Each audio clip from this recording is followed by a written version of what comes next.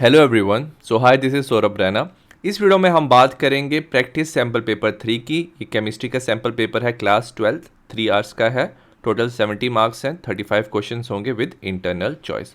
जो section A है उसमें 18 एमसीक्यू क्वेश्चन होंगे विद 1 मार्क्स। सेक्शन बी में 7 very short answer type question है 2 मार्क्स के। सी सेक्शन में 5 short answer type question of 3 marks. D section में 2 case based question of 4 marks और ई सेक्शन में 3 long answer type question of 5 marks. All questions are compulsory and use of log table and calculator is not allowed. सबसे पहले हम बात करेंगे section A की। Section A में multiple choice question है with 1 correct answer. Each question carry 1 marks and there is no internal choice in this section. Next हम बात करें क्वेश्चन नंबर 1 की। The type of isomerism shown by the complex COCl2En2 is. हमें isomerism बताना है इस complex में क्या है। सबसे पहले हम क्या करेंगे, इसका स्ट्रक्चर ड्रॉ करेंगे। ये ऑक्टाहेड्रल कॉम्प्लेक्स है तो CO, ठीक है, ऑक्टाहेड्रल कॉम्प्लेक्स का स्ट्रक्चर ऐसे ड्रॉ करेंगे। Cl अगर हमारा अपोजिट साइड पे है और En हमारा डाइडेंटेट लिगेंड है, ये अगर अपोजिट साइड पे है तो हमारा बन जाता है ये ट्रांसफॉर्म।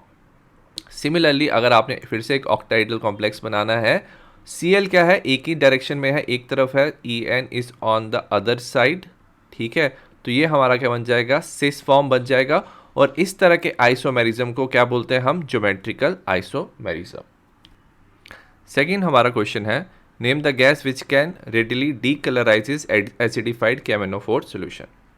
KMnO4 सॉल्यूशन को कौन डीकलराइज कर सकते हैं, तो इसका आंसर है SO2। तो जब हम KMnO4 को SO2 के साथ रिएक्ट करते हैं, ठीक है, तो याद रखना KMnO4 क्या हो जाता है, रिड्यूस हो जाता है हमारा MnSO4 में, हमारा साथ में बनता है H2SO4 प्लस K2SO4, ठीक है। तो KMnO4 याद रखना, जो SO2 है एक स्ट्रॉन्ग रिड्यूसिंग एजेंट है, KMnO4 को क्या कर देगा, रिड्यूस कर देगा। और रिड्यूस होने की वजह से जो इसका कलर है वो क्या हो जाएगा, डीकलराइज, मतलब वो डिसअपेयर हो जाएगा। नेक्स्ट हम बात करें क्वेश्चन नंबर 3 की। The heating of phenyl methyl ether. Phenyl methyl ether क्या होता है, सपोज हमारे पास फिनाइल है, बेंजीन है, उसके साथ OCH3, ठीक है। अगर हम इसे क्या करें, हीट करें HI के साथ, ठीक है, तो हमारा क्या कंपाउंड बनेगा। तो सबसे पहले याद रखना, जो I है वो उस कार्बन पे, किसी एक कार्बन पे, या तो इस कार्बन पे अटैक कर सकती है या तो बेंजीन के कार्बन पे वो अटैक करेगा, ठीक है, बॉन्ड ब्रेक करेगा। बट याद रखना जो ऑक्सीजन है इसकी लोन पेयर ऑफ इलेक्ट्रॉन्स है, तो बेंजीन के साथ क्या करता है, रेजोनेंस करता है। तो एज ए रिजल्ट ये जो बॉन्ड है between the carbon and oxygen break नहीं हो पाता है, तो I जो है वो CH3 के साथ जुड़ जाता है और हमारा बनाता है CH3I, ठीक है। और इस ऑक्सीजन, नेगेटिव ऑक्सीजन पे क्या जुड़ जाता है, hydrogen, result in formation of phenol, ठीक है, तो इसमें बन जाता है हमारा फिनॉल। तो इसका ऑप्शन नंबर बी हमारा करेक्ट आंसर है। नेक्स्ट हम बात करें क्वेश्चन नंबर 4 की। Predict the correct intermediate and product in the following reaction. हमें क्या दिया हुआ, प्रोपाइन दिया हुआ है CH3CH ट्रिपल बॉन्ड CH। हमने वाटर ऐड किया करना है इसमें इन presence of H2SO4 and HgSO4, ठीक है। तो सबसे पहले हम मार्कोनिकॉफ प्रिंसिपल से वाटर ऐड करेंगे। जो OH नेगेटिव पार्ट है वाटर का वो उस कार्बन पे जोड़ेगा which has less number of hydrogen in triple bond. तो OH इस कार्बन के साथ जुड़ जाएगा और साथ वाले कार्बन के साथ हाइड्रोजन जुड़ जाएगा, हमारा बन जाएगा CH3COH डबल बॉन्ड CH2, ठीक है। अब ये बन गया। अब याद रखना इसमें क्या होता है, रीअरेंजमेंट होता है। जो H+ है ये CH2 के साथ जुड़ जाता है, CH3 बन जाता है, इलेक्ट्रॉन यहाँ पे शिफ्ट होता है और ऑक्सीजन के इलेक्ट्रॉन यहाँ पे शिफ्ट हो जाता है। रिजल्ट इन फॉर्मेशन ऑफ हमारा बनता है CH3C डबल बॉन्ड OCH3, हमारा क्या बन जाता है, एसीटोन बन जाता है। तो अगर आप देखोगे जो ऑप्शन नंबर सी है वो हमारा करेक्ट आंसर है। नेक्स्ट हम बात करें क्वेश्चन नंबर 5 की। Which one is the most acidic compound. इन चारों में सबसे ज़्यादा एसिडिक कौन है। तो याद रखना जो एसिडिक स्ट्रेंथ है, जितना ज़्यादा इलेक्ट्रॉन विड्रॉइंग ग्रुप इंक्रीज होते हैं उतनी ज़्यादा एसिडिक स्ट्रेंथ इंक्रीज होती है, और इलेक्ट्रॉन डोनेटिंग ग्रुप से एसिडिक स्ट्रेंथ क्या होती है, डिक्रीज होती है। इसमें अगर देखेंगे NO2 group electron withdrawing group है, यहाँ पे 3 NO2 ग्रुप जुड़े हुए हैं, तो ये इलेक्ट्रॉन अपनी तरफ खींचेंगे, OH की पोलैरिटी क्या करेंगे, इंक्रीज करेंगे। एज ए रिजल्ट जो हमारा 2,4,6 ट्राई नाइट्रोफिनॉल और पिक्रिक एसिड है, ये सबसे ज़्यादा क्या हो जाएगा, एसिडिक होगा। इसका ऑप्शन नंबर सी करेक्ट है। वेयर एस अगर आप ये वाला कंपाउंड देखोगे यहाँ पे CH3 है, ये इलेक्ट्रॉन डोनेटिंग ग्रुप है, तो ये पोलैरिटी को कम करता है OH की एंड एसिडिक स्ट्रेंथ कम करता है, तो इसका option number C is the correct answer. Next हम बात करें क्वेश्चन नंबर 6 की, the correct increasing order of basic strength for the following compound. ठीक है, हमें एनालिन दिया हुआ है, याद रखना नाइट्रोजन पे लोन पेयर ऑफ इलेक्ट्रॉन्स होते हैं, जितना ज़्यादा लोन पेयर की डेंसिटी और इलेक्ट्रॉन की डेंसिटी ज़्यादा होती है वो उतना ज़्यादा क्या होता है, बेसिक होता है। सेकंड वाले कंपाउंड में NO2 ग्रुप जुड़ा हुआ है, NO2 ग्रुप क्या इलेक्ट्रॉन विड्रॉइंग ग्रुप है, ये NH2 से इलेक्ट्रॉन अपनी तरफ खींचेगा, as a result basic strength ये डिक्रीज करेगा। वेराज CH3 ग्रुप जो है इलेक्ट्रॉन डोनेटिंग ग्रुप है, ये नाइट्रोजन पे इलेक्ट्रॉन डेंसिटी इंक्रीज करेगा, तो बेसिक स्ट्रेंथ क्या करेगा, ये इंक्रीज करेगा। ठीक है, तो अगर हम तीनों को देखें, सबसे ज़्यादा बेसिक हो जाएगा थर्ड वाला, फिर आ जाएगा फर्स्ट, फिर आ जाएगा सेकंड, तो इसका इंक्रीजिंग ऑर्डर में ऑप्शन नंबर जो सी है that is correct answer. Next हम बात करें क्वेश्चन नंबर 7 की, the IUPAC name of the compound. हमें इस कंपाउंड का आयुपैक नेम बताना है। ठीक है, सबसे पहले अगर आप देखोगे यहाँ पे एक एल्डिहाइड है, कीटोन है, प्रेफरेंस एल्डिहाइड को मिलती है, तो हम नंबरिंग यहाँ से शुरू करेंगे, lowest number two the functional group 1 2 3 4 5 6। Substituent क्या है, सेकंड पोजीशन पे मिथाइल है, थर्ड पोजीशन पे कीटोन है, बट कीटोन का अब नाम बढ़ जाएगा कीटो, जब प्रीफिक्स आता है तो कीटो, सेकंड पोजीशन पे मिथाइल है, अल्फाबेटिकल ऑर्डर में पहले कीटो आता है तो हम लिखेंगे 3 कीटो। ठीक है, फिर आ जाएगा हमारा सेकंड पोजीशन पे मिथाइल है 2 मिथाइल, नंबर ऑफ कार्बन कितने हैं, 6 कार्बन है तो लिखेंगे हेक्स, फोर्थ पोजीशन पे डबल बॉन्ड है 4 इन अल। ठीक है, तो इसका ऑप्शन नंबर जो डी है वो करेक्ट आंसर है। नेक्स्ट दिया हुआ है, which of the following is dependent on the temperature, और हमें पता है जो मोलैरिटी होता है that is equal to number of moles of solute divide by volume of the solution litres, और वॉल्यूम टेम्परेचर से चेंज हो सकता है, सो दैट्स वाई जो मोलैरिटी है वो टेम्परेचर डिपेंडेंट होता है। नेक्स्ट हम बात करें क्वेश्चन नंबर 9 की, the correct order of stoichiometries of AgCl formed when AgNO3 in excess is treated with the complex। हमें बताया है कि जब हमने AgNO3 को इन कॉम्प्लेक्स के साथ रिएक्ट किया तो कितना AgCl बनेगा। कॉम्प्लेक्स हमें दिए हुए हैं COCl3 6NH3, COCl3 5NH3 and COCl3 4NH3।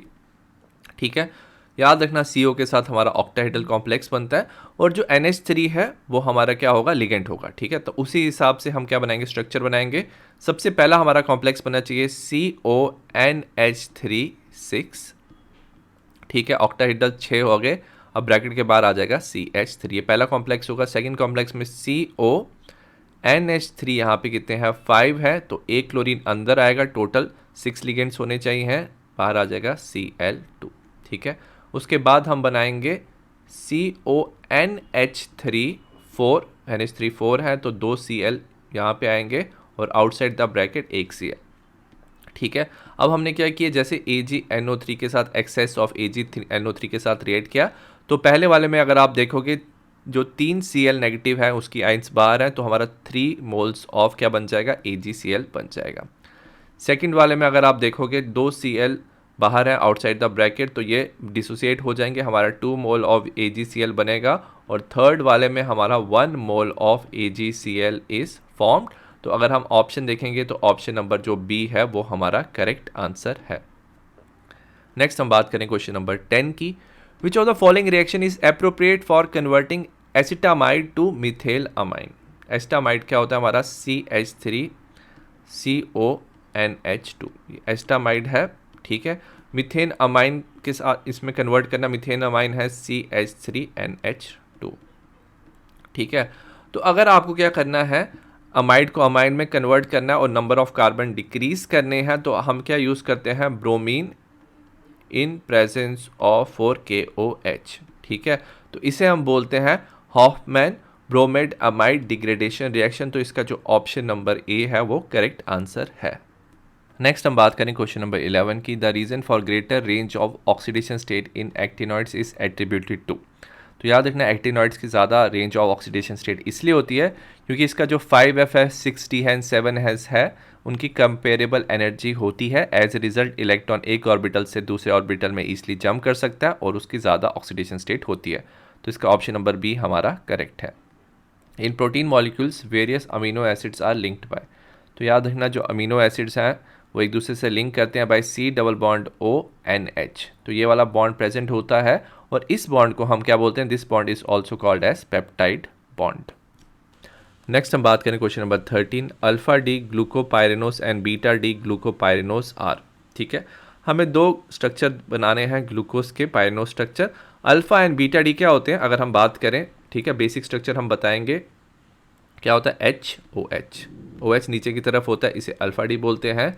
Beta D में क्या होता है, जो OH होता है वो क्या होता है, ऊपर आता है, H नीचे आ जाता है। ये बीटा डी पाइरेनोस ग्लूकोपाइरेनोस स्ट्रक्चर होता है। तो दोनों में क्या होता है, जो कार्बन नंबर 1 है उसमें OH की पोजीशन क्या होती है, डिफर करती है, तो इन्हें हम बोलते हैं एनोमर्स। तो कार्बन नंबर 1 पे OH की पोजीशन डिफर करेगी तो इन स्ट्रक्चर्स को हम एनोमर्स कहते हैं। नेक्स्ट हम बात करें क्वेश्चन नंबर 14 की, When initial concentration of reactant is double, the half life is not affected. The order of the reaction is. तो जब हमारी हाफ लाइफ को कोई अफेक्ट नहीं करता है, जब आप इनिशियल कंसंट्रेशन चेंज करो तो वो होती है फर्स्ट ऑर्डर, क्योंकि हमने पढ़ा जो फर्स्ट ऑर्डर होता है that is equal to 0.693 divided by K. तो इनिशियल कंसंट्रेशन पे ये डिपेंड नहीं करता है।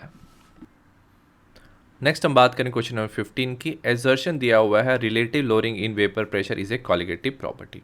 अगर relative lowering of vapour pressure की बात करें तो होता है P0 minus P1 divide by P0 is equal to Chi2 which is mole fraction of the solute. तो ये कॉलिगेटिव प्रॉपर्टी होती है। तो आप नंबर ऑफ सॉल्यूट पार्टिकल अगर इंक्रीज करोगे तो relative lowering of vapour pressure भी इंक्रीज होता है। ठीक है, रीज़न दिया हुआ है relative lowering in vapour pressure depend upon mole fraction of the pure solvent. तो ये रीज़न हमारा गलत है क्योंकि ये डिपेंड करता है मोल फ्रैक्शन ऑफ द सॉल्यूट पे। ठीक है, तो हमारा क्या है, एजर्शन करेक्ट है, रीज़न हमारा रॉन्ग है, तो इसका आंसर नंबर जो 4 है दैट इज करेक्ट। नेक्स्ट हम बात करें क्वेश्चन नंबर 16 की, एजर्शन दिया the rate constant of zero order has same unit as the rate of the reaction. Assertion correct है। अगर हम बात करें रेट की, रेट होता है हमारा इज इक्वल टू के इंटू कंसनट्रेशन। जीरो ऑर्डर में क्या होता है, कंसनट्रेशन रेज टू पावर 0। तो क्या होता है, रेट एंड रेट कांस्टेंट के यूनिट सेम हो जाते हैं, जैसे मोल्स पर लीटर पर सेकेंड। ठीक है, साथ में क्या दिया हुआ है, reason rate constant of zero order reaction does not depend upon the units of concentration, क्योंकि कंसंट्रेशन रेज टू पावर 0 है तो इसके यूनिट्स पे वो डिपेंड नहीं करता है रेट कांस्टेंट। तो रीजन भी हमारा करेक्ट है। So assertion and reason are true and reason is the correct explanation of assertion. तो option number 1 is correct answer. Next हम बात करें क्वेश्चन नंबर 17 की, paranitrophenol is more acidic than phenol. ठीक है, सपोज हमारे पास क्या है, फिनॉल है। ठीक है, जब ये क्या करता है, H+ रिलीज करता है तो हमारा बनाता है फिनॉक्साइड। ठीक है, which is O negative plus H+। ठीक है, फिनॉल क्या बनाता है हमारा, फिनॉक्साइड बनाता है। बट जब आपने क्या लिया, पैरानाइट्रोफिनॉल लिया हुआ है। ठीक है, पैरानाइट्रोफिनॉल, तो क्या करता है, नाइट्रो जो है वो पैरा पोजीशन पे अटैच हो जाता है। ठीक है, तो हमारा फिनॉक्साइड बनता है बट पैरा पोजीशन पे क्या होता है, NO2 ग्रुप अटैच होता है। ठीक है, तो इसमें क्या होता है, याद रखना ये जो NO2 ग्रुप है, क्योंकि नेगेटिव चार्ज आ गया फिनॉक्साइड पे, NO2 ग्रुप क्या करता है, इलेक्ट्रॉन को अपनी तरफ खींचता है, नेगेटिव चार्ज को ओवरऑल कम करता है।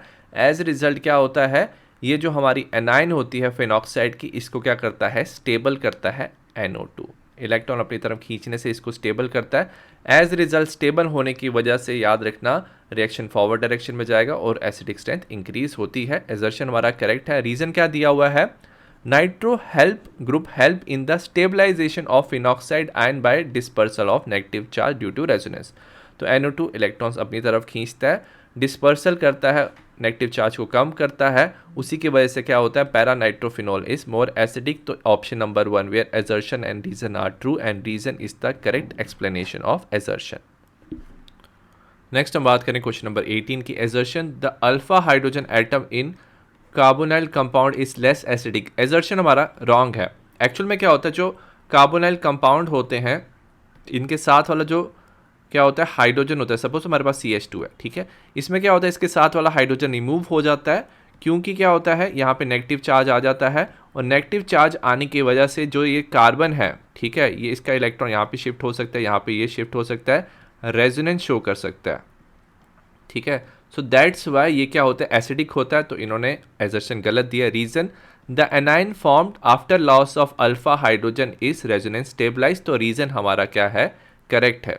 तो एजर्शन हमारा फॉल्स है, रीजन करेक्ट है, तो option number 3 is the correct answer. Next हम बात करें सेक्शन बी की। It contains 7 question with internal choice in 2 questions. The following questions are very short answer type and carry 2 marks each. For a first order reaction, show that time required for 99% completion is twice the time required for 90% completion of reaction.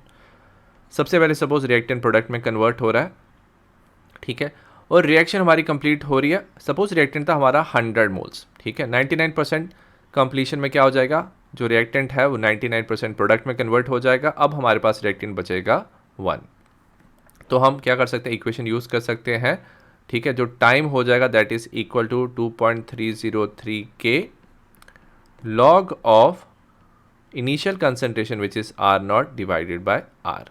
इसको ऐसे लिख सकते हैं 2.303 के log of initial concentration अगर 100 है तो final concentration 1 है, लॉग ऑफ 100 हमारा 2 होता है, इसको हम ऐसे लिख लेंगे 2.303 के, ये हो जाएगा हमारा 2, और इसे लिखेंगे टाइम फॉर 99% कंप्लीशन, ठीक है। तो ये क्या था हमारा, ये हमारा था यहाँ पे 2।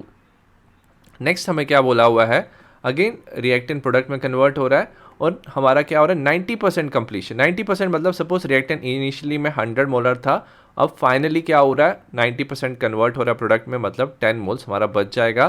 तो अब जो टाइम है 90% कंप्लीशन का दैट इज इक्वल टू 2.303 के log of initial concentration R naught divided by final concentration 2.303 divided by K।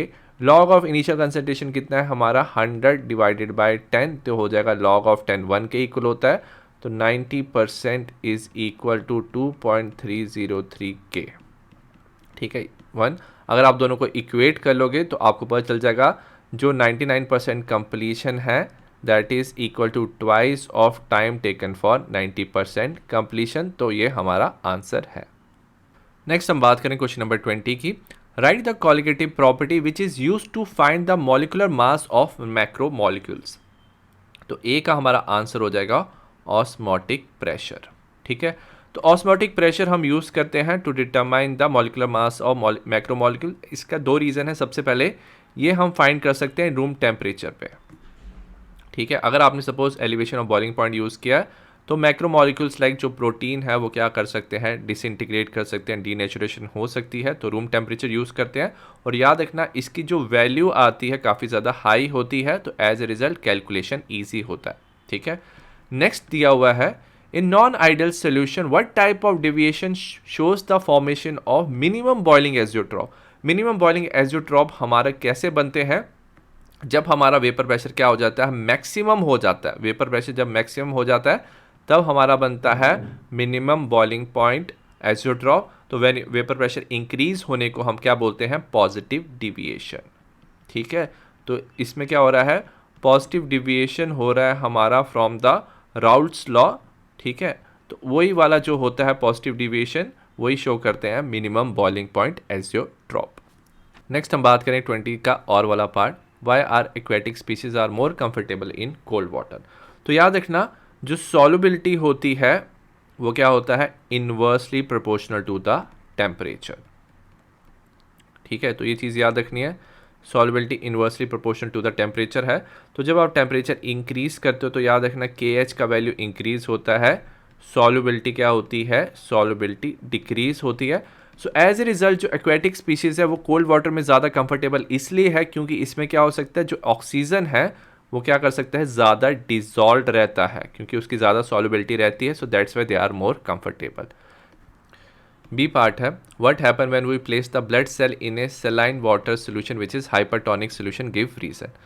Suppose हमारे पास क्या हाइपरटोनिक सोल्यूशन है और इसमें आपने क्या डाला है, सेल डाला है, ब्लड सेल डाला है, ठीक है। और बाहर वाला जो सॉल्यूशन है वो क्या है हमारा हाइपरटोनिक, ठीक है। तो जो ब्लड है, जो सेल है ब्लड सेल, उसके अंदर वाला जो सॉल्यूशन होगा वो क्या हो जाएगा हमारा हाइपोटोनिक हो जाएगा, ठीक है। और याद रखना जो मूवमेंट ऑफ वाटर है और मूवमेंट ऑफ सॉल्वेंट है वो क्या होती है, हाइपो से हाइपरटोनिक में मूवमेंट होती है। तो water will start moving outside, as a result क्या होगा, जो सेल होगा वो क्या कर जाएगा, श्रिंक कर जाएगा। ठीक है, तो जब आप हाइपरटोनिक सोल्यूशन में सेल को डालोगे तो सेल विल श्रिंक। नेक्स्ट हम बात करें क्वेश्चन नंबर 21 की, the cell in which the following reaction occur. एक रिएक्शन दिया हुआ है, ठीक है, इसका हमें वोल्टेज भी दिया हुआ है, हमें कैलकुलेट करना है स्टैंडर्ड गिब्स एनर्जी और हमें फैराडे का भी वैल्यू दिया हुआ है। याद रखना गिब्स एनर्जी, हम स्टैंडर्ड गिब्स एनर्जी निकालते हैं minus of n F E naught of the cell. सबसे पहले एक्सचेंज ऑफ इलेक्ट्रॉन्स निकालते हैं। जो फेरिक आयन है वो फेरिस में कन्वर्ट हो रही है, तो वो एक इलेक्ट्रॉन गेन कर रहा है, बट टोटल 2 थे, तो टोटल एक्सचेंज ऑफ इलेक्ट्रॉन्स कितना हो रहा है, 2 हो रहा है। सिमिलरली 2i नेगेटिव है, i2 में कन्वर्ट हो रहा है, तो ओवरऑल जो n है वो 2 हो जाएगा। फैराडे की वैल्यू दी हुई है 96500, ई नॉट भी दिया हुआ है 0.236। ठीक है, इसको जब हम कैलकुलेट कर लेंगे तो हमारा वैल्यू आ जाएगा माइनस ऑफ 45548 जूल्स पर मोल, और इसे हम किलो जूल्स की फॉर्म में भी लिख सकते हैं। So minus of 45.548 kilo joules per mole will be correct answer. Next हम बात करेंगे 21st का सेकंड पार्ट की, how many electrons flow through a metallic wire if current of 0.5 ampere is pass for 2 hours, 1 Faraday दिया हुआ है 96500 Coulomb's. ठीक है, सबसे पहले आपको पता होना चाहिए जो 1 फैराडे है that is also equal to 1 mole of electron का चार्ज। तो 1 मोल ऑफ इलेक्ट्रॉन का चार्ज कितना होता है, 96500 कूलम। तो ये चीज़ आपको याद रखनी है। सबसे पहले हम फाइंड करेंगे वायर में कितना चार्ज प्रेजेंट है। हमें पता है Q is equal to I T, I क्या होता है हमारा current in ampere, 05.5 time seconds में होना चाहिए, तो पहले 2 आवर्स को मिनट्स में कन्वर्ट करेंगे, 60 से मल्टीप्लाई, देन सेकंड्स में 60 से मल्टीप्लाई। तो ओवरऑल जब आप सॉल्व करोगे आ जाएगा 3600 कूलम्स। तो चार्ज हो जाएगा आपका 3600 कूलम्स। ठीक है, तो अब हम निकालेंगे, हमें पता है 96500 कूलम्स में कितने इलेक्ट्रॉन्स होते हैं, 6.022 10⁻23। 1 कूलम में कितने इलेक्ट्रॉन्स होंगे, 6.022 10⁻23 डिवाइडेड बाय 96500, और हमें कितना दिया हुआ है, 3600 कूलम दिया हुआ है चार्ज।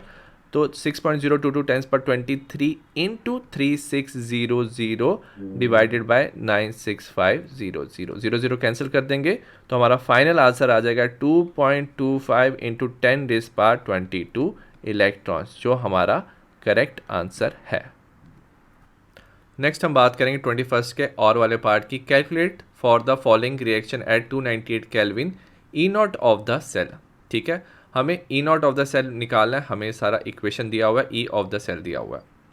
ठीक है, सबसे पहले हम इक्वेशन लिखेंगे, हमें पता है E of the cell is equal to E naught of the cell minus of 298 kelvin पे हम फॉर्मूला ऐसे लिख सकते हैं 0.059 divide by n log of.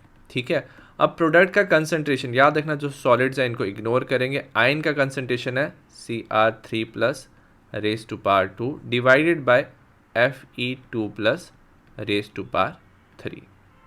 ठीक है, वैल्यू सब्स्टिट्यूट करेंगे, ई ऑफ द सेल हमें दिया हुआ है which is 0.691, E naught of the cell हमें निकालना है, ये हो जाएगा 0.059। अब एन का वैल्यू कितना याद रखना, जैसे Cr है, Cr कितने इलेक्ट्रॉन लूज कर रहा है, 2, बट टोटल 2 Cr हैं, तो 6 इलेक्ट्रॉन लूज कर रहा है। वैसे Fe2 प्लस 2 इलेक्ट्रॉन गेन कर रहा है, टोटल 3 Fe है, Fe2 प्लस है, तो ये टोटल 6 इलेक्ट्रॉन गेन करेगा। तो n का वैल्यू एक्सचेंज ऑफ इलेक्ट्रॉन 6 हो रहा है।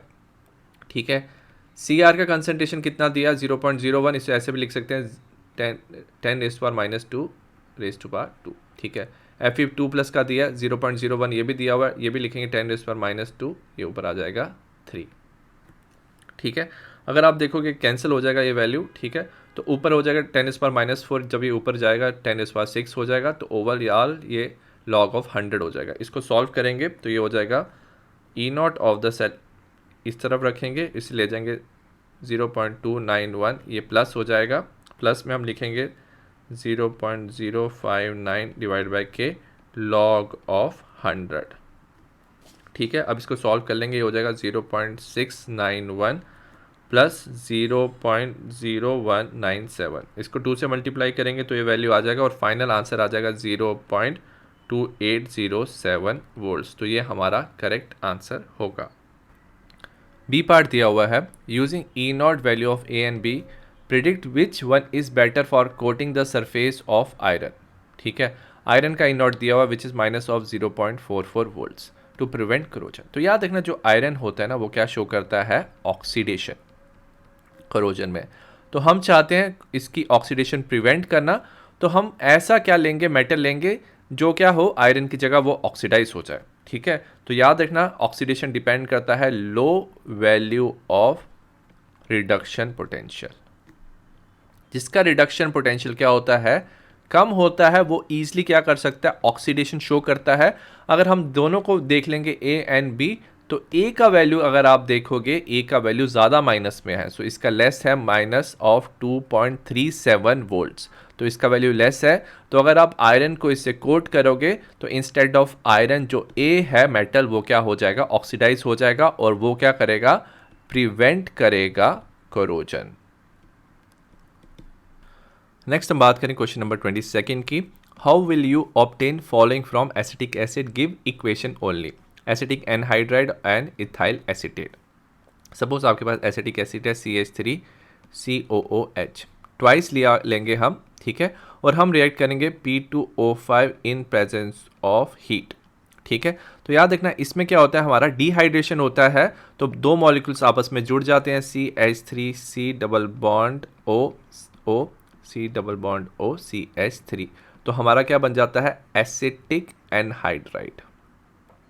ठीक है, तो हमारा एसिटिक एनहाइड्राइड बन जाता है, साथ में वाटर रिलीज होता है। ठीक है, नेक्स्ट हम क्या ले सकते हैं, हमें एसिटिक एसिड से इथाइल एसीटेट मतलब एस्टर बनाना है हमें, हमने लिया हुआ है CH3COOH, तो हम क्या करेंगे, इथेनॉल के साथ C2H5OH के साथ रिएक्ट करेंगे इन प्रेजेंस ऑफ H+।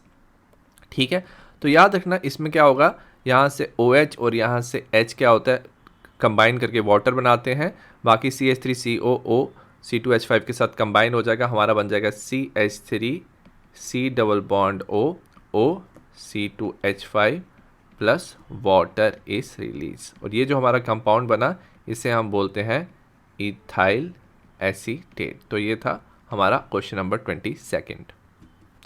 नेक्स्ट हम बात करें 22 का और वाला part, how will you obtain following compound from benzaldehyde, give equation only. Benzaldehyde दिया हुआ है हमारे पास, बेंजीन के साथ क्या है, C डबल बॉन्ड OH। ठीक है, हमें बनाना है 3 फिनाइल प्रोप 2 इनल। 2 इनल मतलब हमारा एल्डोल बन रहा है, और याद रखना क्योंकि प्रोप 2 इनल है तो इसमें क्या हो रहा है, क्रॉस एल्डोल कंडेंसेशन हो रहा है, तो हम इसमें यूज़ कर सकते हैं CH3CHO, एस्टल्डिहाइड यूज़ करेंगे हम। ठीक है, इन प्रेजेंस ऑफ डाइल्यूट NaOH।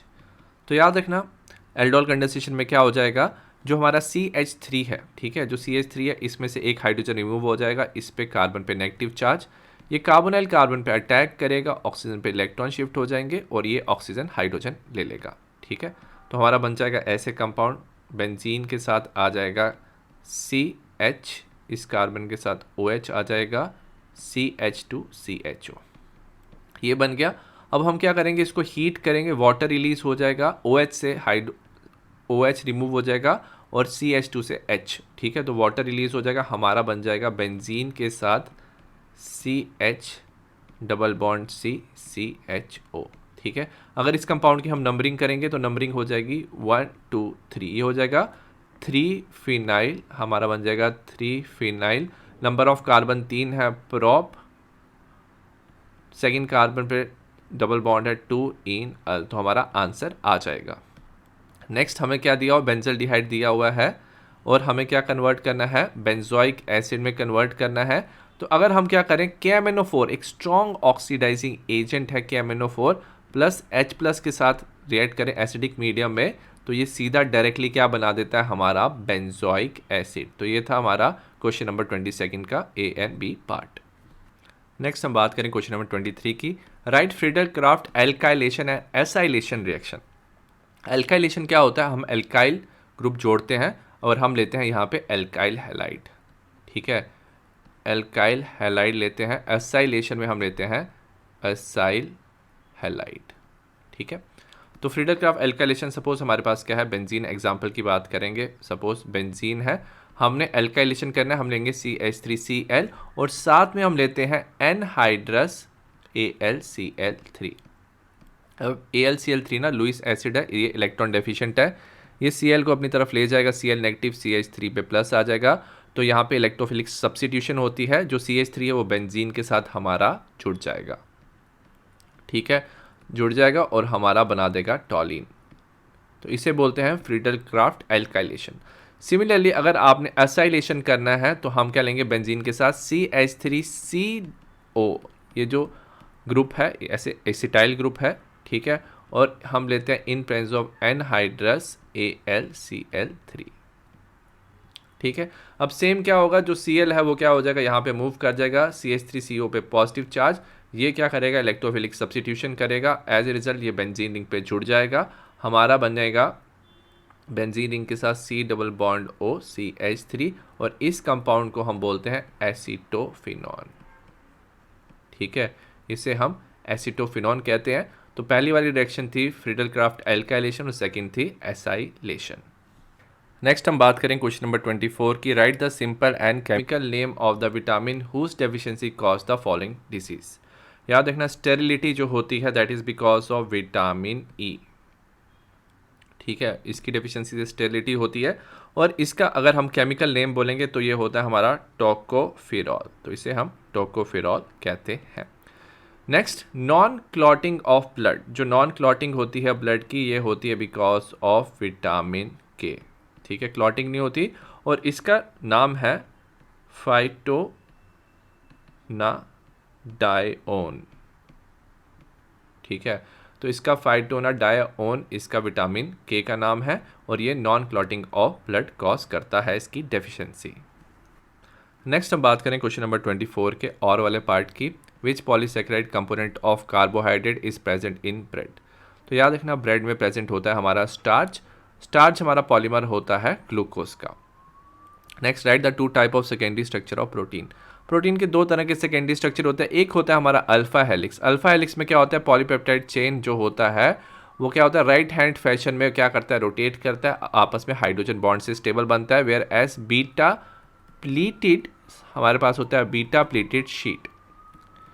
इसमें क्या होता है, जो पॉलीपेप्टाइड की चेन है वो क्या होती है, स्ट्रेच रहती है, और वो आपस में जुड़ती है bye hydrogen bond. Hydrogen bond से क्या होती है, एक से ज़्यादा पॉलीपेप्टाइड की चेन होती हैं, वो आपस में हाइड्रोजन बॉन्ड बनाती है, उसकी वजह से वो क्या होता है, स्टेबल होती है। तो ये दे हमारे दो स्ट्रक्चर ऑफ प्रोटीन।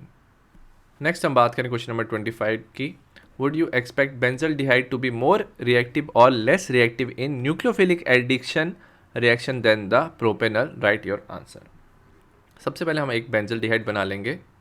ठीक है, C डबल बॉन्ड OH, फिर उसके बाद हम बना लेंगे propanal which is CH3 CH2 C double bond OH। हमें बताना है कौन ईजिली न्यूक्लियोफिलिक एडिशन रिएक्शन दे सकता है, बेंजल्डिहाइड ज़्यादा रिएक्टिव है और लेस रिएक्टिव है। तो याद रखना, बेंजल्डिहाइड क्या है, हमारा लेस रिएक्टिव है। ठीक है, ऐसा इसलिए होता है, सपोज हमारे पास न्यूक्लियोफाइल है, न्यूक्लियोफाइल कार्बोनाइल कार्बन पे अटैक करना चाहता है। बेंजल्डिहाइड में क्या होता है, जो कार्बोनाइल कार्बन है इस पे क्या होती है, रेजोनेंस होती है। ठीक है, तो इलेक्ट्रॉन सपोज ऑक्सीजन पे शिफ्ट हो गया, यहाँ पे ऑक्सीजन इलेक्ट्रॉन्स डबल बॉन्ड से कार्बन की तरफ आ रहा है, तो इसमें क्या होता है, जो पॉजिटिव चार्ज है कार्बन का वो क्या होता है, डिक्रीज होता है। किस लिए डिक्रीज होता है, बिकॉज ऑफ रेजोनेंस। ठीक है, तो पॉजिटिव चार्ज डिक्रीज होने की वजह से जो न्यूक्लियोफाइल है वो ईजिली प्रोपेनल पे अटैक करेगा, क्योंकि इसके कार्बन पे ज़्यादा पॉजिटिव चार्ज है। नेक्स्ट हमारा रीज़न है क्यों बेंजल्डिहाइड लेस रिएक्टिव है, बिकॉज ऑफ स्टेरिक हिंड्रेंस। ठीक है, अब इसमें काफ़ी ज़्यादा क्या होती है, स्टेरिक हिंड्रेंस होती है। जो न्यूक्लियोफाइल है इसके सामने क्या है, एक बड़ा सा फिनाइल ग्रुप है और बेंजीन रिंग है, तो यहाँ पे क्या होती है, रिपल्शन ज़्यादा होती है। ठीक है, तो यहाँ पे क्या होगा, न्यूक्लियोफाइल को ज़्यादा रिपल्शन होगी as compare to propanal, so that's why जो प्रोपेनल है वो फास्टर रिएक्शन शो करेगा and benzaldehyde will be less reactive. Next हम बात करेंगे सेक्शन सी की। सेक्शन सी में 5 क्वेश्चंस है with internal choice in 2 question. The following questions are short answer type question, carry 3 marks each. Next हम बात करें क्वेश्चन नंबर 26 की, How would you account for the following? Out of D4 species, Cr2 plus is strong reducing, whereas manganese 3 plus is strong oxidizing. याद रखना जो D4 species है हमारी, दो D4 स्पीशीज़ हैं जैसे Cr2 plus and Mn3 plus, दोनों की इलेक्ट्रॉनिक कन्फिगरेशन है 3D4. बट जो Cr2 प्लस है वो क्या स्ट्रॉन्ग रिड्यूसिंग, मतलब खुद वो ऑक्सीडाइज हो जाता है Cr3 में, तो इसकी इलेक्ट्रॉनिक कन्फिगरेशन होती है D3. Where as Mn3 plus एक स्ट्रॉन्ग ऑक्सीडाइजिंग, वो ऑक्सीडाइजिंग एजेंट की तरह काम करता है, खुद क्या हो जाता है रिड्यूस होता है Mn2 प्लस में, इलेक्ट्रॉनिक कन्फिगरेशन होती है D5. ऐसा इसलिए होता है क्योंकि याद रखना जो Cr3 प्लस होता है, ठीक है, if we talk about Cr3 plus, इसका D3 electronic configuration crystal field splitting theory के हिसाब से इसकी इलेक्ट्रॉनिक कन्फिगरेशन हो जाती है T2G3, ठीक है. और T2G जो 3 होता है वो क्या होता है हमारा हाफ फिल्ड, तो हाफ फिल्ड होने की वजह से स्टेबल होता है. सिमिलरली जो D5 है Mn2 प्लस का, वो भी क्या होता है हाफ फिल्ड होता है D orbital, as a result वो स्टेबल होता है. सो दैट्स वाई जो Cr2 प्लस एक स्ट्रॉन्ग रिड्यूसिंग है and where as manganese 3 plus is strong oxidising agent. Next, cobalt 2 plus is stable in aqueous solution, ठीक है, but in presence of complex reagent it is easily oxidise. तो याद रखना जो cobalt 2 plus है वो इसलिए ऑक्सीडाइज इसलिए हो जाता है क्योंकि क्या होता है जब कॉम्प्लेक्स रिएजेंट आता है उसकी जो CFSC होती है, क्रिस्टल फील्ड स्प्लिटिंग एनर्जी होती है, वो काफ़ी ज़्यादा होती है as compare to ionisation enthalpy, ठीक है. तो इसमें क्या होता है ज़्यादा एनर्जी रिलीज होती है और ईजिली ये क्या कर सकता है, बिकॉज आयनाइजेशन एनर्जी से ज़्यादा एनर्जी रिलीज हो रही है, ये ईजिली इलेक्ट्रॉन लूज कर सकता है. So that's why it will get easily oxidise. C part है D1 configuration is very unstable in ions. जो D1 कन्फिग्रेशन है वो इसलिए अनस्टेबल है क्योंकि अगर सपोज जो एलिमेंट है उसका D1 कन्फिग्रेशन है, अगर उस एलिमेंट ने क्या किया, it loses one more electron, तो सपोज उसने एक और इलेक्ट्रॉन लूज कर दिया तो उसकी इलेक्ट्रॉनिक कन्फिग्रेशन क्या आ जाएगी, नोबल गैस जैसी. सो it will gate noble gas configuration. So that's Y अगर किसी की D1 है तो वो ईजिली इलेक्ट्रॉन लूज करके नोबल गैस कन्फिग्रेशन बना देता है and D1 electronic configuration is very unstable. Next हम बात करें क्वेश्चन नंबर 27 की. Write the definition of the following. Mole fraction, ठीक है. मोल फ्रैक्शन क्या होता है, सपोज हमारे पास दो कंपोनेंट है Na and Nb are number of moles of A and B. तो मोल फ्रैक्शन ऑफ A किसके इक्वल हो जाएगा, और mole fraction of a component is equal to number of moles of A divided by total number of moles of A plus B. Similarly mole fraction of B किसके equal हो जाएगा, number of moles of B divided by mole fraction of A plus B. तो अगर definition की बात करें, mole fraction is equal to number of moles of a component divided by the total moles of all the components. Similarly molality की बात करते हैं, इसे हम स्मॉल m से रिप्रेजेंट करते हैं. तो molality is equal to number of moles of solute particle, ठीक है, number of moles of solute divided by mass of solvent divided by mass of solvent in kg. तो ये हो जाता है हमारा मोलैलिटी. मोलैरिटी होता है कैपिटल M, ये भी number of moles of solute divided bye क्या होता है हमारा वॉल्यूम ऑफ सॉल्यूशन, और वॉल्यूम ऑफ सॉल्यूशन किस में होता है, लीटर्स में होता है. तो ये थे हमारे ABC moles fraction, molality and molarity. Next हम बात करें क्वेश्चन नंबर 28 की. ए पार्ट है give reason Grignard reagent should be prepared under anhydrous condition. तो याद रखना जो ग्रिग्नॉर्ड रिएजेंट है जब आप प्रिपेयर करते हो, अनहाइड्रस मीन्स कि वाटर बिल्कुल भी प्रेजेंट नहीं होना चाहिए. अगर हमारे पास क्या है ग्रिग्नॉर्ड रिएजेंट है और थोड़ा सा भी अगर वाटर प्रेजेंट है RMgX, ठीक है, अगर थोड़ा सा भी हमारे पास सपोज वाटर प्रेजेंट है तो याद रखना R पे क्या चार्ज होता है, ग्रिग्नॉर्ड रिएजेंट के R पे एल्काइल ग्रुप पे नेगेटिव चार्ज होता है. तो ये क्या करेगा, यहाँ पे हाइड्रोजन पे अटैक करेगा वाटर के, ठीक है. तो हमारा RH बन जाएगा, हमारा क्या बन जाएगा, हाइड्रोकार्बन बन जाएगा, साथ में MgXOH, ठीक है. तो वाटर के साथ ग्रिग्नॉर्ड रिएजेंट रिएक्ट कर सकता है. So that's why we prepare Grignard reagent under anhydrous condition. A का सेकेंड पार्ट है alkyl halides are immiscible in water although they are polar.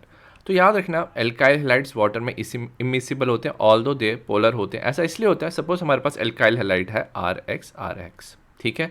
Alkyl halide के बीच में याद रखना डाइपोल फोर्स ऑफ अट्रैक्शन होता है, ठीक है. सिमिलरली जो वाटर मॉलिक्यूल्स हैं, सपोज हमारे पास वाटर मॉलिक्यूल्स हैं वाटर मॉलिक्यूल्स के बीच में क्या होता है, यहाँ पे हाइड्रोजन बॉन्डिंग होता है। ठीक है, अब ये जो फोर्स ऑफ अट्रैक्शन है dipole dipole and hydrogen bonding काफ़ी ज़्यादा स्ट्रॉन्गर है अगर हमारा प्रोडक्ट बनना है RX-NH2O का। ठीक है, तो इनके बीच में बॉन्डिंग होनी चाहिए। तो जो एक्चुअल बॉन्डिंग प्रेजेंट है dipole dipole and hydrogen bonding वो काफ़ी ज़्यादा स्ट्रॉन्गर है as compare to new bonding, so that's way नया बॉन्ड नहीं बनता है। सो इसको हम ऐसे लिख सकते हैं, the new force of attraction, the new force of attraction between water and alkyl halide is weaker.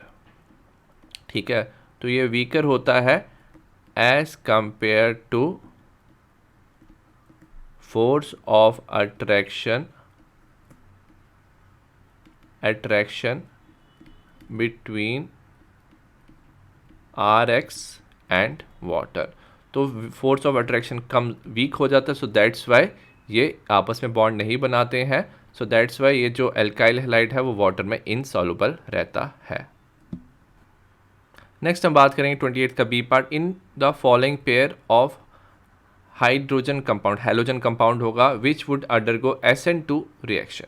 ठीक है, SN2 रिएक्शन याद रखना जिसमें कम स्टेरिक हिंड्रेंस है, तो आपको पता होना चाहिए सबसे पहले आता है primary then secondary then tertiary. Less steric hindrance में जल्दी रिएक्शन शो करता है।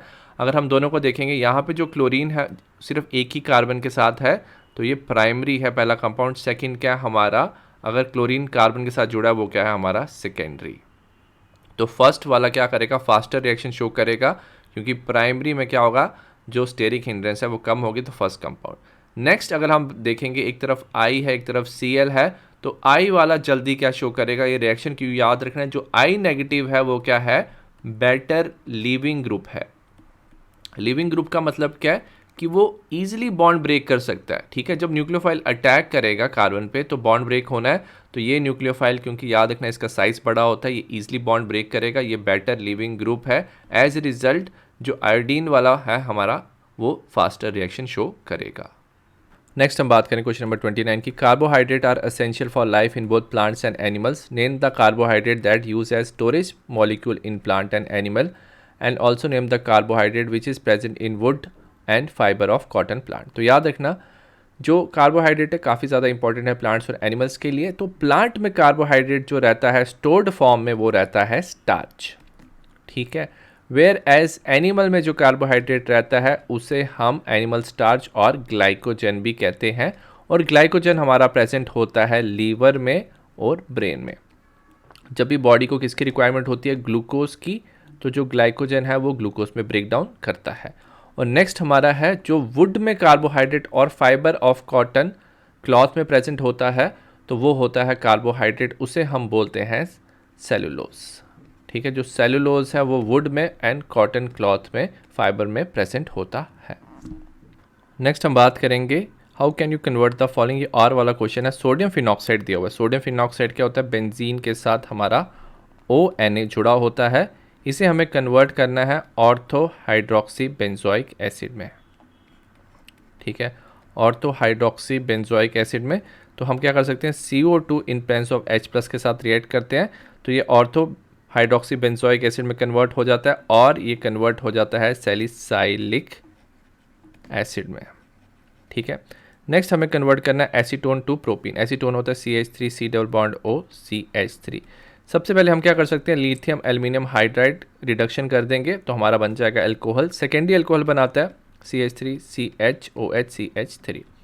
उसके बाद हम क्या करेंगे, H2SO4 के साथ क्या कर देंगे, इसकी डिहाइड्रेशन कर देंगे, result in formation of CH3 CH double bond CH2, तो हमारा प्रोपीन बन जाएगा। नेक्स्ट है फिनोल टू क्लोरोबेंजीन। फिनोल लिया हमने, ठीक है, फिनोल को हम रिएक्ट करेंगे जिंक के साथ। ठीक है, तो हमारा क्या बन जाएगा, बेंजीन बन जाएगा। और chlorine in presence of FeCl3 करेंगे हम रिएक्शन, तो क्या हो जाएगा, यहाँ पे हमारा जो Cl है वो बेंजीन पे जुड़ जाएगा, result in formation of chlorobenzene. Next हम बात करें क्वेश्चन नंबर 30 की, define order of reaction. Order of reaction क्या होता है, sum of power of concentration, sum of power of concentration of reactant reactant in rate law expression। ठीक है, suppose हमें दिया हुआ rate is equal to K A raise to power X B raise to power Y, तो order of reaction हो जाएगा हमारा x plus Y.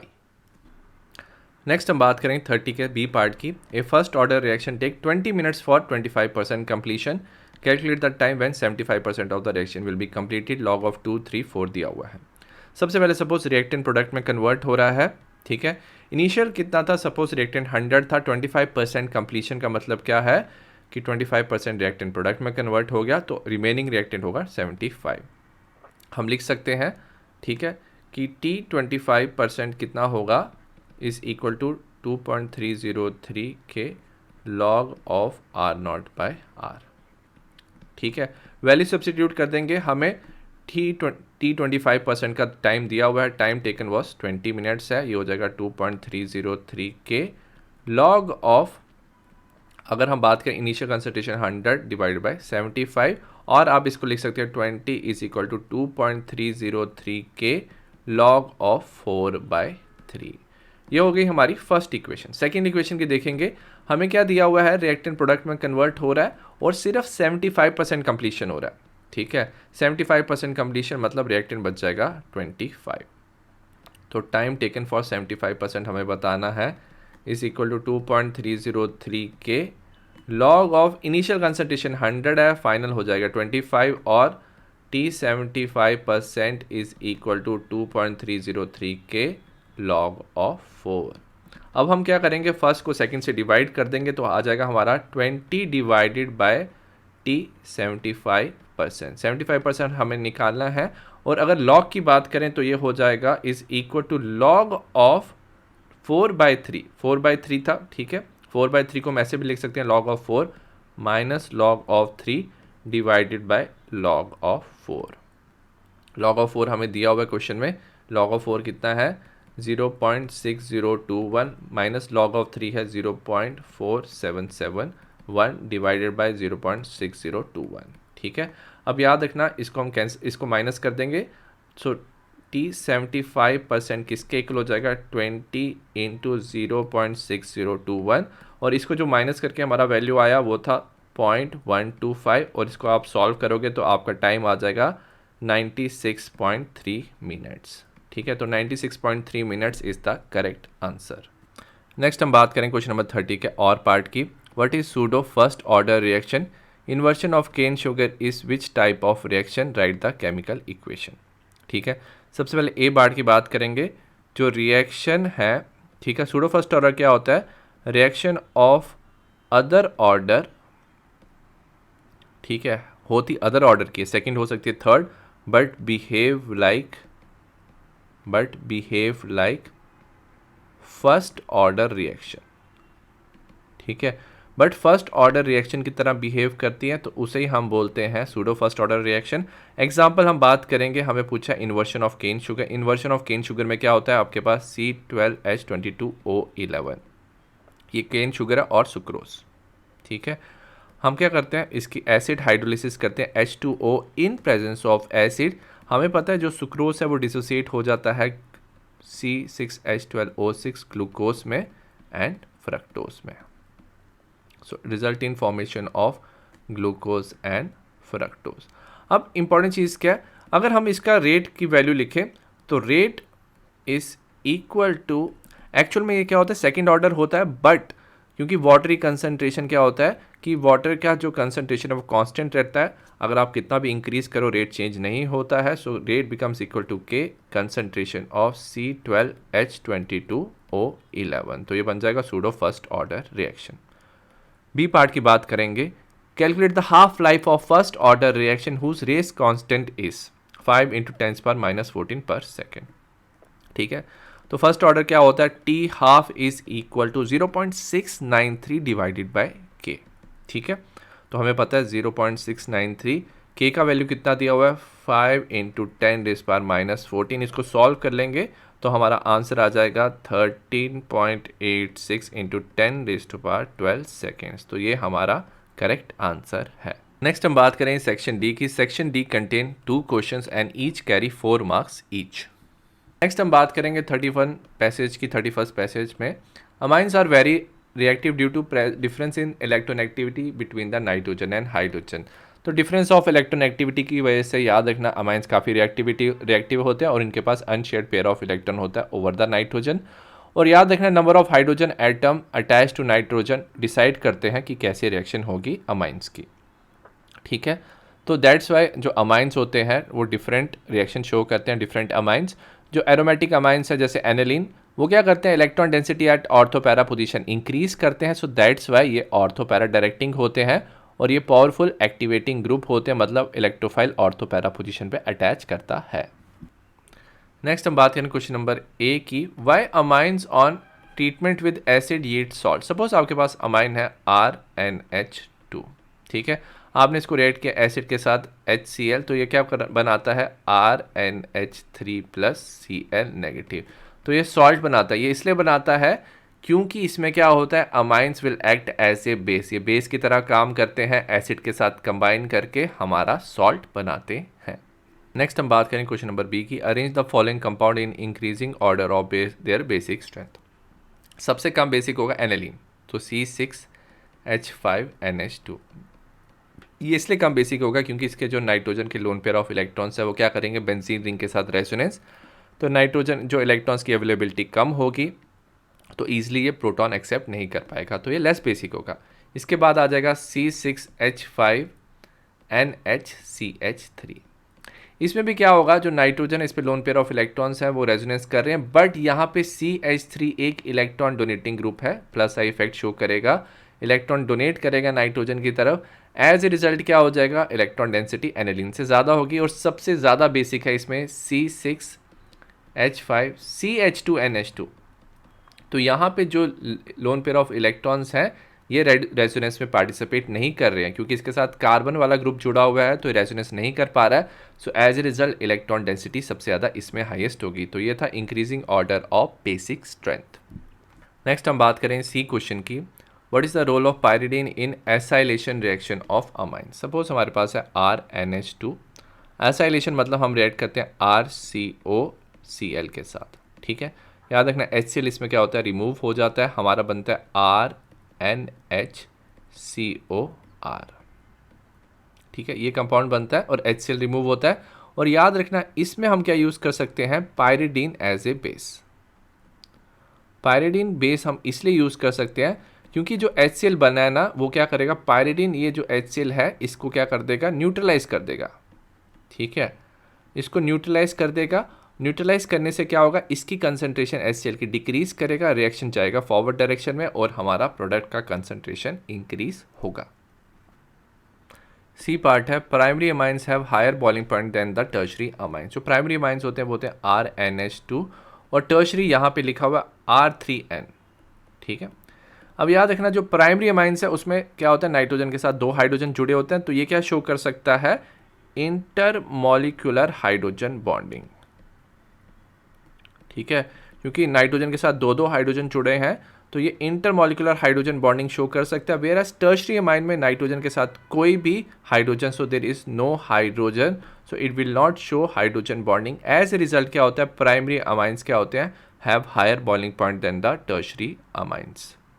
Next हम बात करें क्वेश्चन नंबर 32 का। पैसेज दिया हुआ है, substitution reaction of alkyl halide occur by SN1 SN2। तो सब्स्टिट्यूशन SN1 SN2 मैकेनिज्म से होता है एल्काइल हैलाइड में। Whatever mechanism alkyl halide follow substitution reaction to occur, the polarity of carbon halogen is responsible for the substitution. तो polarity की वजह से CX में कार्बन पे डेल्टा पॉजिटिव, हैलोजन पे डेल्टा नेगेटिव, इसी की वजह से सब्स्टिट्यूशन रिएक्शन होता है। SN1 reaction is govern by stability of carbocation. तो SN1 में याद रखना टर्शरी ज़्यादा स्टेबल होता है देन सेकेंडरी देन प्राइमरी, तो SN1 टर्शरी फास्टर देंगे। वेराज SN2 स्टेरिक फैक्टर पे डिपेंड करता है, तो secondary primary secondary tertiary reactivity में प्राइमरी ज़्यादा रिएक्टिव होगा। अगर स्टार्टिंग मटेरियल कायरल है तो आपको इन्वर्टेड प्रोडक्ट मिलता है SN2 में और रेसिमिक मिक्सचर मिलता है SN1 मैकेनिज्म में।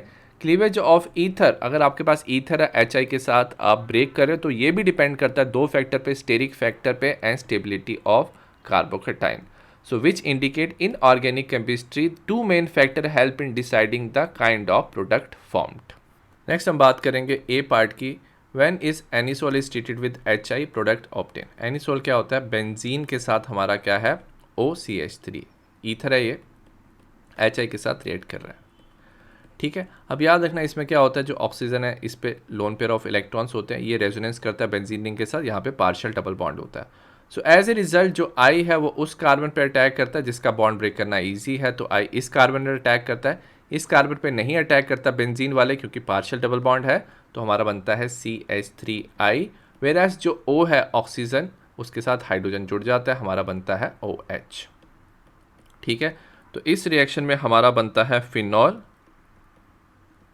साथ में बनता है हमारा मिथाइल आयोडाइड.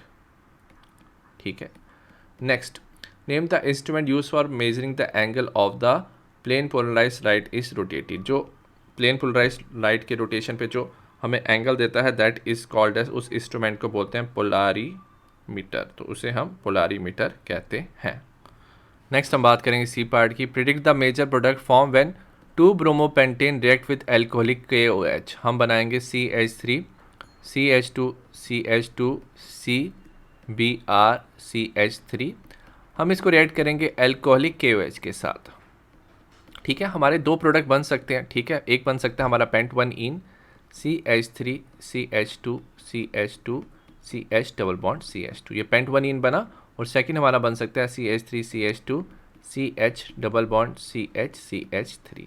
ठीक है, बट हमारा जो पेंट2इन है वो मेजर क्वांटिटी में बनेगा. वो मेजर क्वांटिटी में इसलिए बनेगा क्योंकि इसके डबल बॉन्ड के साथ ज़्यादा एल्काइल ग्रुप अटैच है. पहले वाले में डबल बॉन्ड के साथ सिर्फ एक एल्काइल ग्रुप अटैच था, तो पेंट2इन हमारा मेजर क्वांटिटी में बनेगा. Next, name the suitable alcohol and reagent from which 2-chloro 2-methyl propane can be prepared. ठीक है, तो हमें क्या बनाना है? CH3C, एक तरफ Cl है CH3 CH3. ठीक है, तो हमें 2-chloro 2-methyl प्रोपेन बनाना है, तो हम क्या यूज़ कर सकते हैं? टर्शरी ब्यूटाइल एल्कोहल यूज़ कर सकते हैं.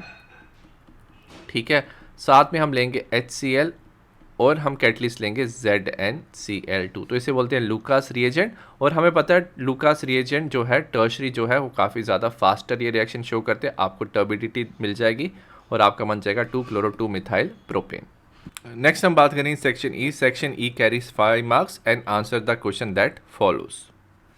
नेक्स्ट हम बात करें क्वेश्चन नंबर 33 का. ए पार्ट है write the mechanism of dehydration of ethanol to ethene. ये इथेन नहीं इथीन है.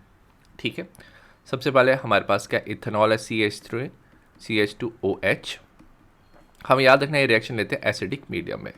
ठीक है, ऑक्सीजन पे क्या होता है? लोन पेयर ऑफ इलेक्ट्रॉन्स होते हैं, तो H+ जाता है ऑक्सीजन के साथ जुड़ जाता है. ठीक है, तो हमारा बनता है protonated alcohol which is CH3 CH2OH. Oxygen के पास आ जाता है पॉजिटिव चार्ज, तो प्रोटोनेटेड एल्कोहल बन गया. ठीक है, नेक्स्ट क्या होता है? CH3 CH2O, ऑक्सीजन पे प्लस है. अब ऑक्सीजन पे क्या होता है? पॉजिटिव चार्ज होता है, इलेक्ट्रोनेगेटिव होता है, ये इलेक्ट्रॉन्स अपनी तरफ खींचता है, तो यहाँ पे क्या करता है? वाटर ये रिमूव कर देता है, तो हमारा क्या होता है? वाटर रिमूव हो जाता है. साथ में हमारा बन जाता है CH3 CH तो हमारा इथाइल कार्बोकेटाइन यहाँ पे बन गया.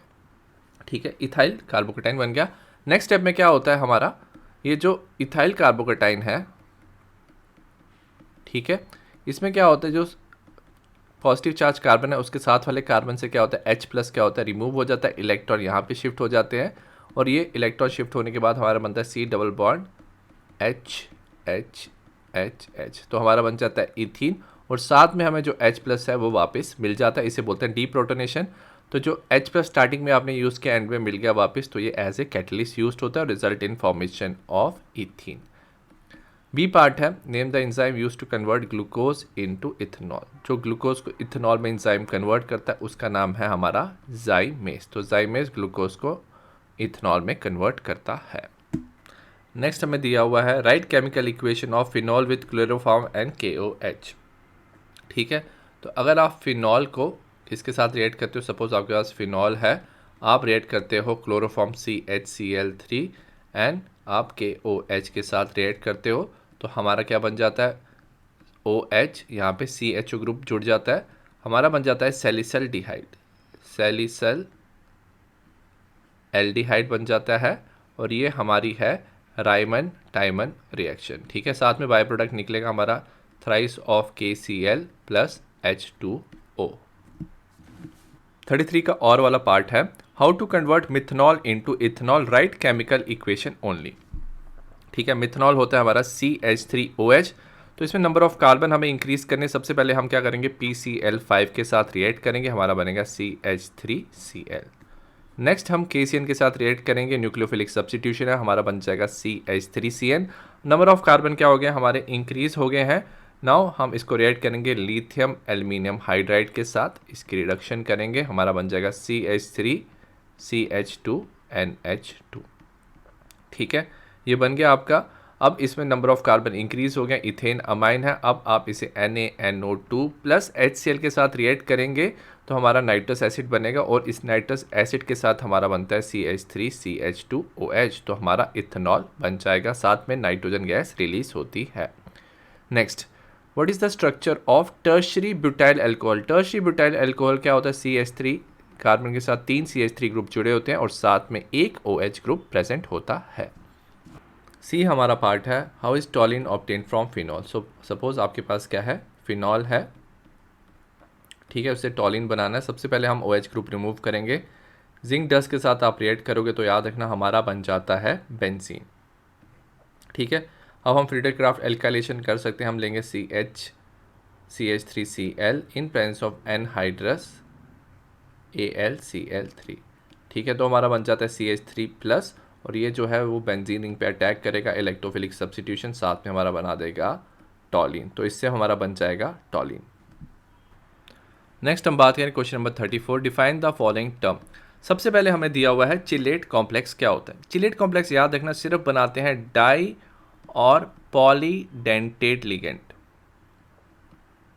ठीक है, डाई एंड पॉलीडेंटेट लिगेंड क्या कर सकते हैं, वो 2 और मोर साइड से, ठीक है, they can attach to central metal from 2 और more side to a single metal ion. ठीक है, और एक साइक्लिक स्ट्रक्चर बनाते हैं और साइक्लिक कॉम्प्लेक्स बनाते हैं, इसे बोलते हैं चिलेट कॉम्प्लेक्स। जैसे हमारे पास है COEN थ्राइस 3+, ये ऑक्टेहेड्रल कॉम्प्लेक्स है, इसे हम बनाएंगे CO। ठीक है, अब ये जो EN है डाइडेंटेट लिगेंड है, अगर आप देखोगे ये दो तरफ से अटैच करता है तो एक रिंग लाइक स्ट्रक्चर बनाता है, इसे हम बोलते हैं चिलेट कॉम्प्लेक्स।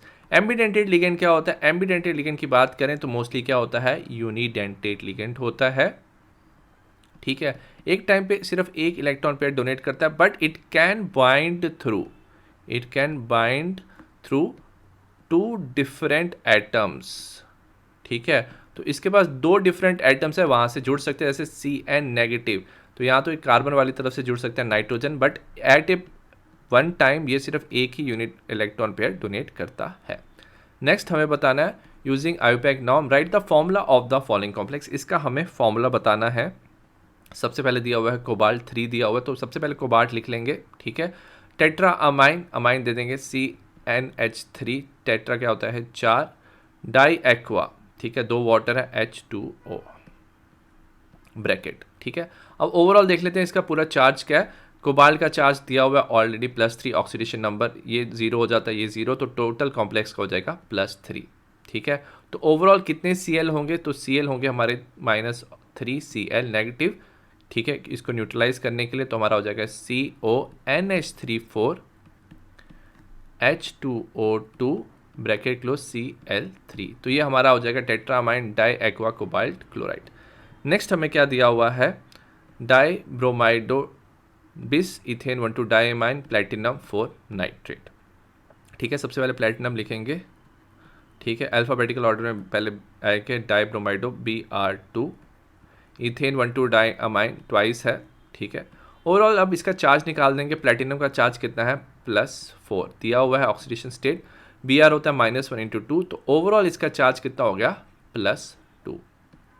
अगर NO3 की बात करेंगे, NO3 का कितना होता है हमारा चार्ज -1, तो कितने NO3 चाहिए होंगे, ट्वाइस चाहिए होंगे, तो इसका हम लिख लेंगे, फॉर्मूला हो जाएगा PT Br2En, क्रॉस मल्टीप्लाई हो जाएगा यहाँ पे। ठीक है, यहाँ पे -1 था, यहाँ पे 2 चार्ज था, ये हो जाएगा NO3 ट्वाइस। तो ये बन गया हमारा dibromido bis ethane 1,2 di amine platinum 4 nitrate का स्ट्रक्चर।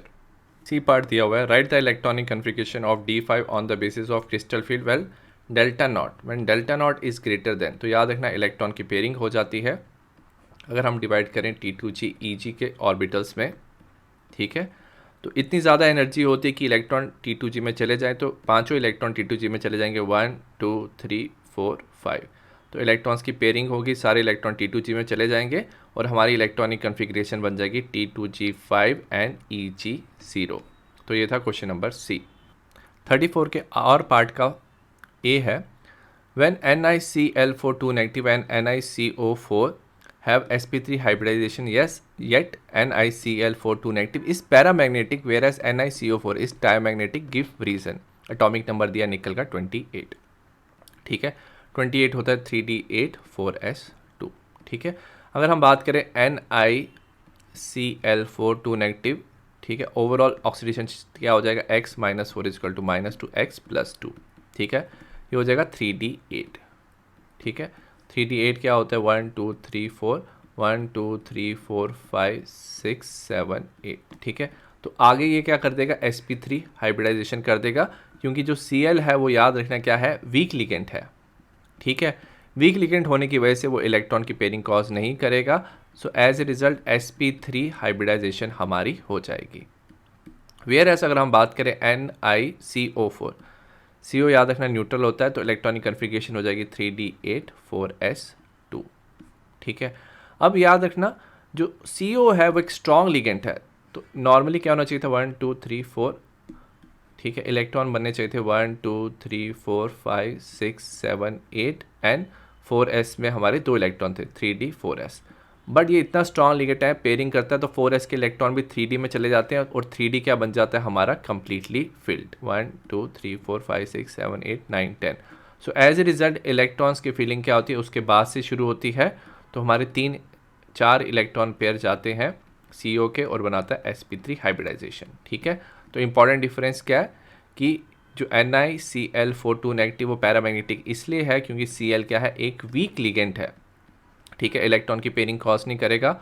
वेयर एज जो CO है, कार्बन मोनोऑक्साइड जो है और कार्बोनाइल ग्रुप है, वो क्या एक स्ट्रॉन्ग लिगेंड है और उसकी वजह से क्या हो जाएगा, पेयरिंग होगी और बन जाएगा ये डायामैग्नेटिक। बी पार्ट है, write the electronic configuration D5 on the basis of crystal field theory. जब delta not less than P है, क्रिस्टल फील्ड एनर्जी कम है, ठीक है, तो इतना एनर्जी नहीं होता है कि पेयरिंग हो पाए। तो T2G EG, तो 3 इलेक्ट्रॉन पहले T2G में जाएंगे, पेयरिंग के लिए इतना एनर्जी नहीं है, तो बाकी 2 इलेक्ट्रॉन EG में चले जाएंगे। तो हमारी इलेक्ट्रॉनिक कन्फिग्रेशन हो जाती है T2G3 EG2। बट अगर ज़्यादा एनर्जी है, delta not is greater than P, तो जो सारे इलेक्ट्रॉन्स हैं वो क्या कर सकते हैं, T2G में जा सकते हैं, हमारा बन जाएगा T2G5, ठीक है, एंड EG0। तो ये था बी पार्ट। सी पार्ट हमें दिया, right IUPAC name of the complex COEN twice NO2Cl plus and right the structural isomerism, ठीक है। सबसे पहले ऑक्सीडेशन नंबर निकालेंगे, CO होता है X EN0 NO2 -1 Cl का -1 plus is equal to +1 X is equal to +3 हो गया, ठीक है। अब जो नेमिंग होगी अल्फ़ाबेटिकल ऑर्डर में होगी। सबसे पहले क्लोरीन आएगा, इसको हम क्लोराइडो लिखेंगे क्योंकि नेगेटिव चार्ज होता है लिगेंड का, तो O लगाएंगे, इट इज़ क्लोराइडो बिस, ठीक है, ब्रैकेट में इथेन 1 2 डाई अमाइन, ठीक है, इथेन 1 2 डाई अमाइन। याद रखना NO2 की तरफ से इलेक्ट्रॉन, NO2 में ये एम्बिडेंटेड लिगेंड है, नाइट्रोजन वाली तरफ से इलेक्ट्रॉन डोनेट कर रहा है, तो इसको हम लिख सकते हैं नाइट्राइटो N, ठीक है। क्योंकि कॉम्प्लेक्स का पॉजिटिव चार्ज है तो हम कोबाल्ट ही लिखेंगे, मेटल का नाम सेम 3 और इसके साथ लिख देंगे हम आयन, तो ये इसका नाम है, ठीक है। अगर हम बात करेंगे आइसोमेरिज्म की, तो हमने ऑलरेडी मैंने बताया कि NO2 क्या है, एम्बिडेंटेड लिगेंड है, तो NO2 वाली तरफ से यहाँ ये O वाली तरफ से अटैच कर सकता है सेंट्रल मेटल को, तो ये शो कर सकता है हमारा लिंकेज आइसोमेरिज्म, ठीक है। तो ये लिंकेज आइसोमेरिज्म शो करेगा। नेक्स्ट हम बात करेंगे क्वेश्चन नंबर 35 की, define electrode and electrode potential. हमें दोनों का डेफिनेशन पूछा है। सबसे पहले हम बात करेंगे इलेक्ट्रोड क्या होता है, ठीक है। तो याद रखना इलेक्ट्रोड क्या होता है, एक इलेक्ट्रिकल कंडक्टर होता है। So it is an electrical conductor, और याद रखना ये क्या करता है, विच में कॉन्टैक्ट विद, इसका जो कॉन्टैक्ट होता है with non metallic part of circuit. ठीक है, तो नॉन मेटेलिक पार्ट मतलब आयंस के साथ और आयनिक सॉल्यूशन के साथ इसका कांटेक्ट रहता है, मोस्टली इलेक्ट्रोलाइट के साथ। तो याद रखना दो तरह के होते हैं, एक होता है एनोड होता है, एनोड पे क्या होता है हमारा ऑक्सीडेशन, और दूसरा होता है हमारा कैथोड। ठीक है, और कैथोड पे हमारा होता है रिडक्शन। नेक्स्ट हम बात करेंगे इलेक्ट्रोड पोटेंशियल की। इलेक्ट्रोड पोटेंशियल क्या होता है, द पोटेंशियल डिफरेंस, ठीक है, पोटेंशियल डिफरेंस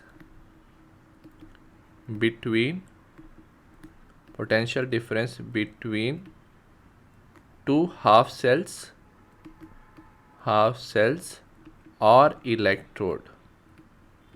ठीक है, दो हाफ सेल और इलेक्ट्रोड का पोटेंशियल डिफरेंस को ही हम क्या बोलते हैं, electrode potential.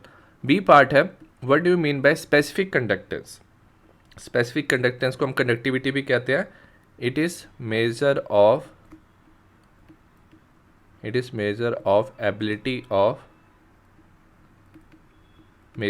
ability of material to conduct electricity। ठीक है, इसे हम रिप्रेजेंट करते हैं कैपा से, is equal to 1/ρ।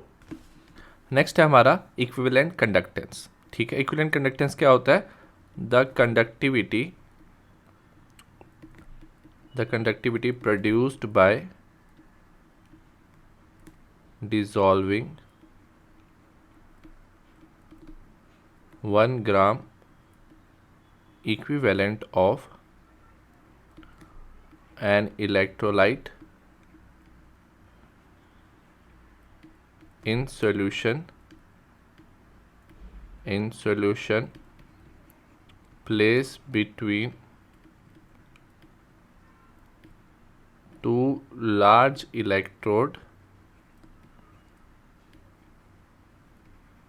1 centimetre apart. ठीक है, तो जब हमारे पास 1 ग्राम इक्विवेलेंट ऑफ इलेक्ट्रोलाइट होता है और आपने इलेक्ट्रोड को 1 सेंटीमीटर अपार्ट रखा हुआ है, उस कंडक्टिविटी को बोलते हैं हम इक्विवेलेंट कंडक्टिविटी। प्राइमरी सेल क्या होता है, जो प्राइमरी सेल होता है आप उसको क्या कर सकते हैं, what do you mean by primary cell, जो प्राइमरी सेल है आप यूज़ उसको कर सकते हो once, it can be use once. ठीक है, so over long period of time जब आप इसको यूज़ करते हो ये क्या बन जाता है, इट बिकम्स डेड। ठीक है, and it cannot be used again. ठीक है, ना आप इसको रिचार्ज कर सकते हो, ना आप वापस इसको यूज़ कर सकते हो, तो इसे ही हम बोलते हैं प्राइमरी सेल। डी है हमारा, right first law of Faraday law of electrolysis. ठीक है, फैराडेज लॉ ऑफ इलेक्ट्रोलिसिस का फर्स्ट बताना है। इसमें क्या होता है, the amount of chemical reaction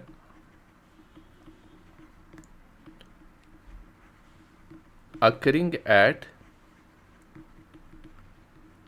an electrode by passing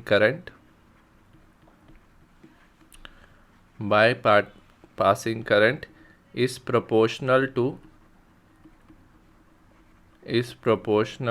to quantity of electricity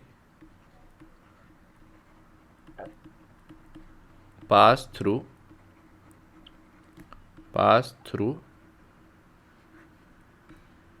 electrolyte. ठीक है, तो जितनी ज़्यादा आप क्या करोगे, इलेक्ट्रिसिटी पास करोगे इलेक्ट्रोलाइट से, उतना ज़्यादा क्या होता है, केमिकल रिएक्शन होता है और जो सब्सटेंस है वो डिपॉजिट हो जाता है और गैस लिबरेट कर सकती है। तो इसे बोलते हैं फैराडेज का first law. What do you mean by secondary cell. Secondary cell जो होता है इट कैन बी रीयूज्ड, उसको आप रीयूज कर सकते हो, सो इट इज़ रिचार्जेबल। ठीक है, तो आप वापस इसको रिचार्ज कर सकते हो, एंड जो ये रिएक्शन शो करता है it can show reversible reaction. ठीक है, जब आप इलेक्ट्रिसिटी पास करोगे एक्सटर्नल सोर्स से तो ये रिवर्सिबल रिएक्शन शो करता है और आप इसको वापस यूज़ कर सकते हो।